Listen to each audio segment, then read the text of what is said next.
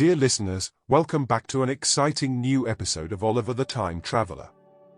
After talking for hours about the watch and the maps, Oliver and Isabella decided to spend the night in Stellara and Yuri's apartment on Mars. They took one last look at the view from the bedroom, which overlooked the infinite universe, before falling asleep contentedly.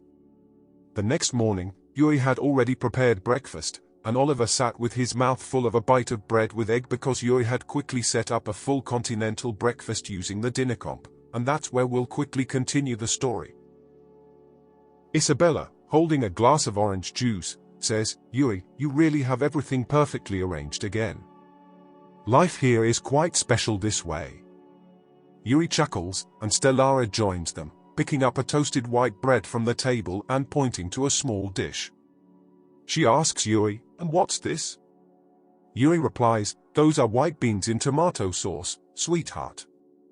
Give them a try, you'll find them quite tasty with some bread and eggs." It's a typical breakfast and was very popular, especially in hotels in Oliver's time.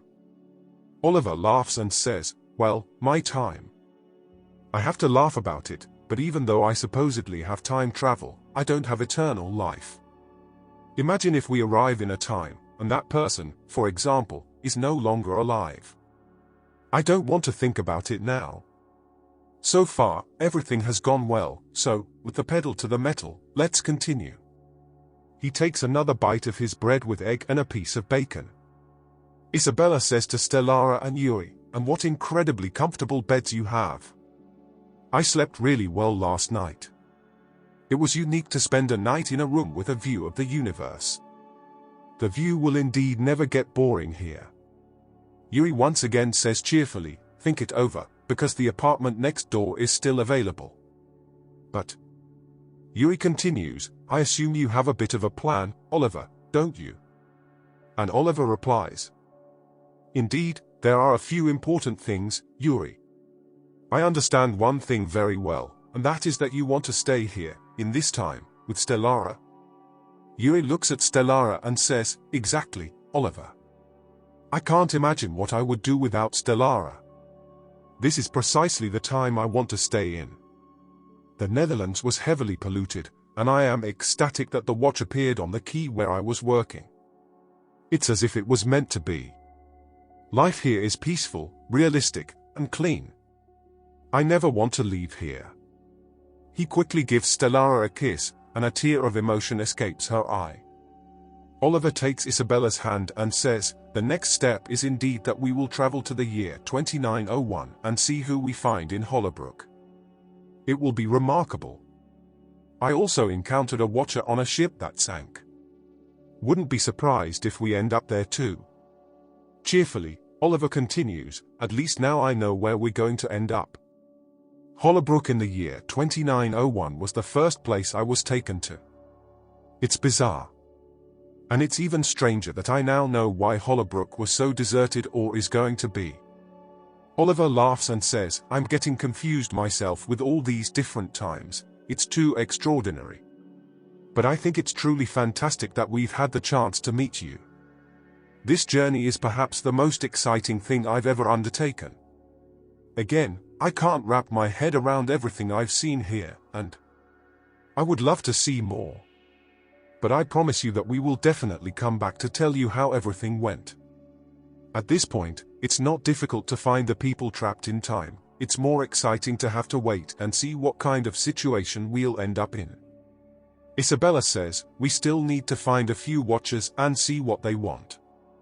Just like Nikos and Sophia, and Lachlan and Isabel, you also want to stay here where you are. It's quite remarkable that everyone is enjoying themselves. But I completely understand that you love living and working here." Stellara looks at Oliver and Isabella and says, "When I met Yuri, I could tell right away that he wasn't from here. I didn't tell anyone back then, and I helped Yuri get acquainted with Mars and its surroundings. From the moment we first saw each other, there was a connection between us, and we've been enjoying each other's company for years. Personally, I wouldn't really know where I'd want to move to." Yuri looks at her and asks with a laugh, "Name one place, just for fun, where you'd like to move if you had to. And it can be a different time too."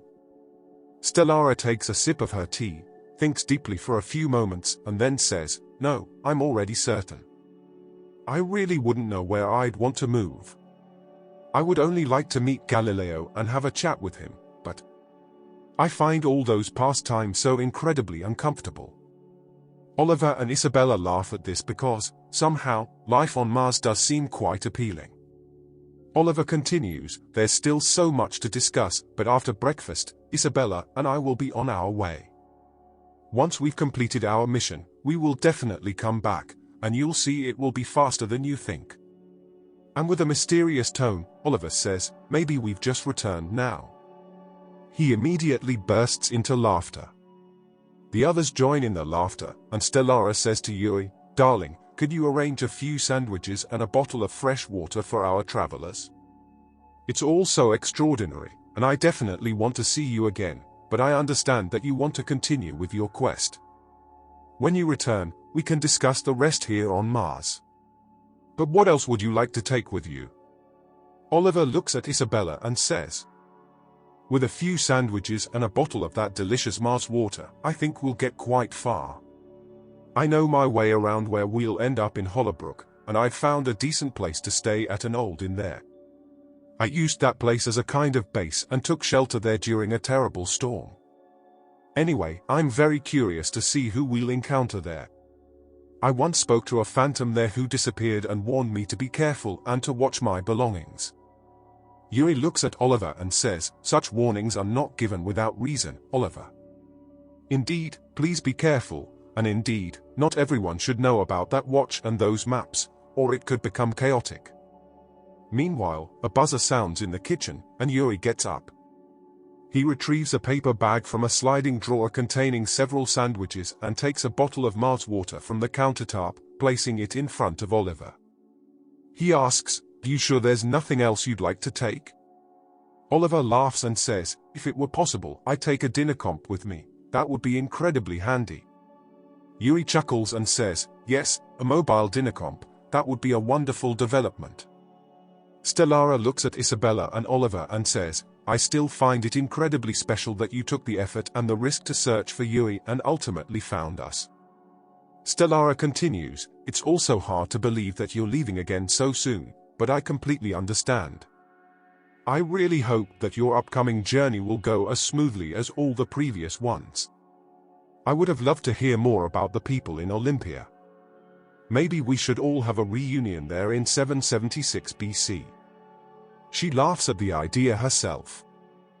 Oliver says, "We will definitely come back, I promise you that. I definitely want to explore this place more. I'm really sorry we have to leave so soon. We still have a lot to discuss, and I also want to visit Mars City Center to get those moon boots I saw in the shop window." Yuri says, I know exactly which ones you mean. Why didn't you mention it when we were in front of the store? We could have gotten them right away." Yuri adds with a laugh, "Reprogram your watch, and we can go back in time for a few hours." They all laugh at the idea. Oliver says, "That sounds like fun to do next time. When we're back here, we'll get those moon boots in the center, and maybe enjoy a few drinks on a terrace or two." They all laugh again. Oliver looks at Isabella and asks, "And Isabella, are you ready? Then we'll be leaving shortly, what do you think?" Isabella looks at Stellara and Yuri and says, "It's incredible here. Not long ago, I was among the ancient ruins, and now I've been in the distant future. It's hard to imagine, but once again, thank you for your hospitality. Next time, I'd love to explore Space Home 4 or that enormous forest sports cave you talked about. But even though we can do whatever we want when it comes to time, time keeps ticking. It's good that we're leaving, Oliver, but I can't wait to be back here." Isabella and Oliver stand up and embrace Stellara and Yuri. With an emotional voice, Yuri says, "Thank you again for your incredible visit.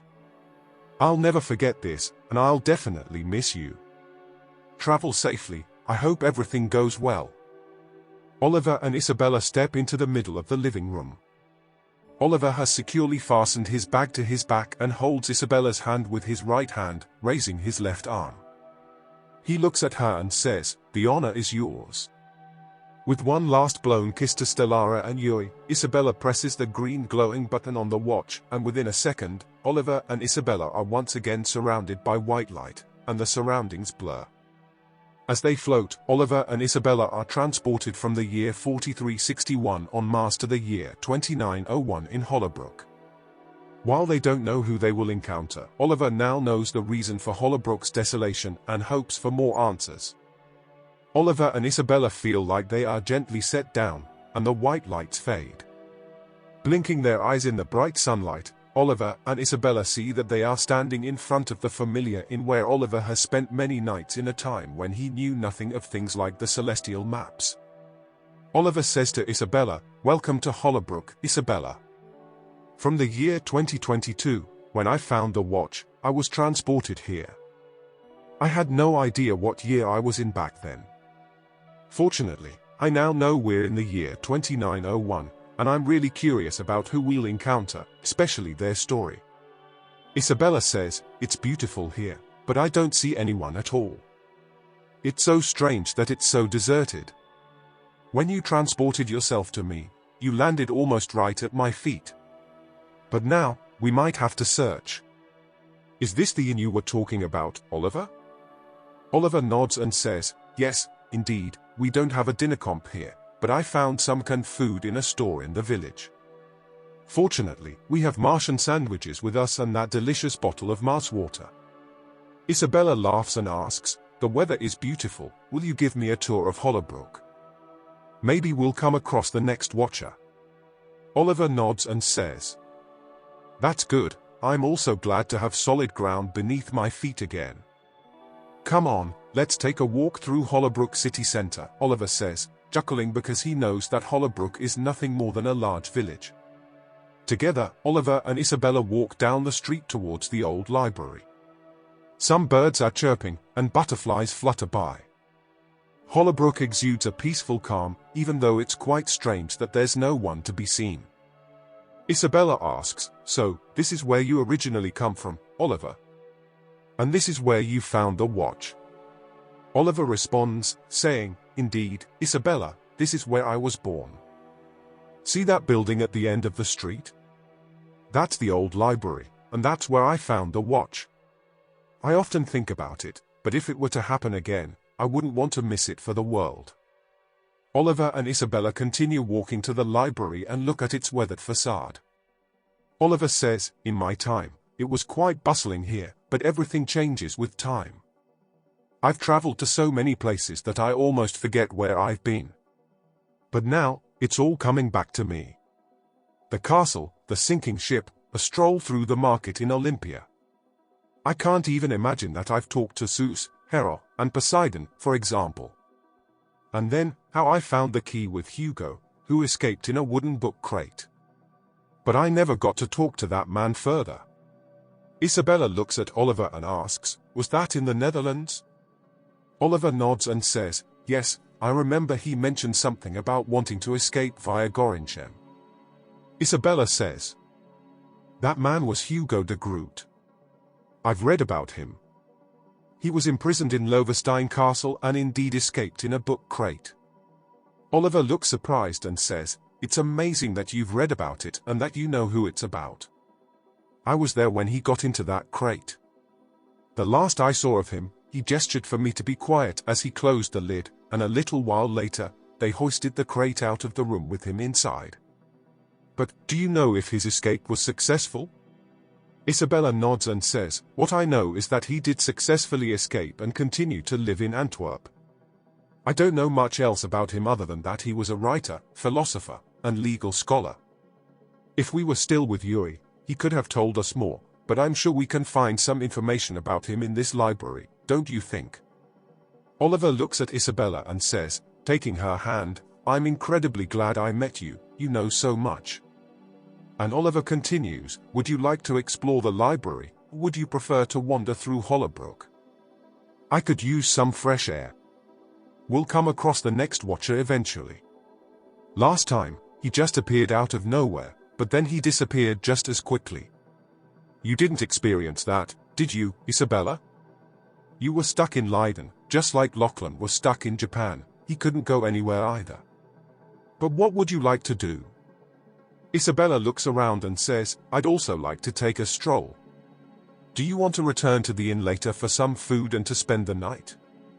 Oliver says, that's a good idea. There's a cozy fireplace there, and I can make some tea. Hopefully, everything I left behind in terms of canned food is still there. And it will definitely be more enjoyable with you at the inn.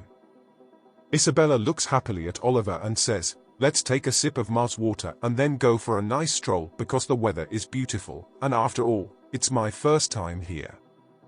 Lead me around Hollowbrook, Oliver. Oliver takes the Mars water bottle out of his backpack, unscrews the cap, and hands it to Isabella, saying, ladies first. Isabella says with a laugh, thank you, and takes a hearty sip. She looks at Oliver and says, it tastes just as good as it does on Mars. After taking a few more sips, she hands the bottle to Oliver and says, I never need to drink anything else, this is the best thing I've ever had. Although, a glass of milk is also nice, of course. After Oliver takes a few sips as well, he closes the bottle and says while looking at it, Mars water in Hollowbrook. I can't wrap my head around it. Come on, this way, and I'll show you the rest of Hollowbrook city centre. Some buildings and streets are practically unchanged, but there are also new buildings that have since collapsed. In any case, it's only a small part of Hollowbrook as I knew it. Oliver and Isabella walk through the streets of the deserted Hollowbrook, and Isabella marvels at the different buildings and architectural styles. She says, it must be a nice place to live when people are walking around again. The town looks beautiful to me, despite being quite damaged. But well, those houses and other buildings can always be repaired, I suppose. Meanwhile, Oliver and Isabella arrive at the house where Oliver had found the celestial maps, and they stop in front of it. Isabella asks, why are we stopping here, Oliver? And Oliver replies, somehow, I went inside here last time. Something drew me to it. And now that I remember it, I saw a flash from the corner of my eye before entering the building. I suspect that might have been the one we're looking for. It's a long story, but when I went inside, the building almost collapsed, and I ended up in an underground space where I found the wooden box with the maps. It was like it was meant to be. Meanwhile, I found you, Isabella, but now I don't want to go inside. Come on, let's continue walking, and we'll be back at the inn shortly. Isabella gives Oliver a hand, and together they walk away from the house where Oliver once found the maps. After a few streets, they stand in front of the inn again. Oliver says, shall we go inside and see what we have for dinner tonight? Then we can tidy up a bit inside and figure out what we need. I'm quite tired and would like to sit on a bench for a while. Isabella nods and says, that's a good idea, Oliver. It's already late afternoon, and we should take a look inside because we'll need somewhere to sleep tonight. Oliver walks to the door, pushes it open, and takes a step inside. As he looks at Isabella, he hears a voice from inside the inn politely say, good afternoon, don't be alarmed, you're welcome here. I saw you coming. Dear listeners, here we leave Oliver and Isabella in Hollowbrook, where a surprised Oliver stands in the doorway because he hears a voice when he didn't expect anyone in the inn. We want to thank you, listeners, for tuning in, and please like and subscribe so you won't miss any of Oliver and Isabella's further adventures. Travel through time with caution, and until next time.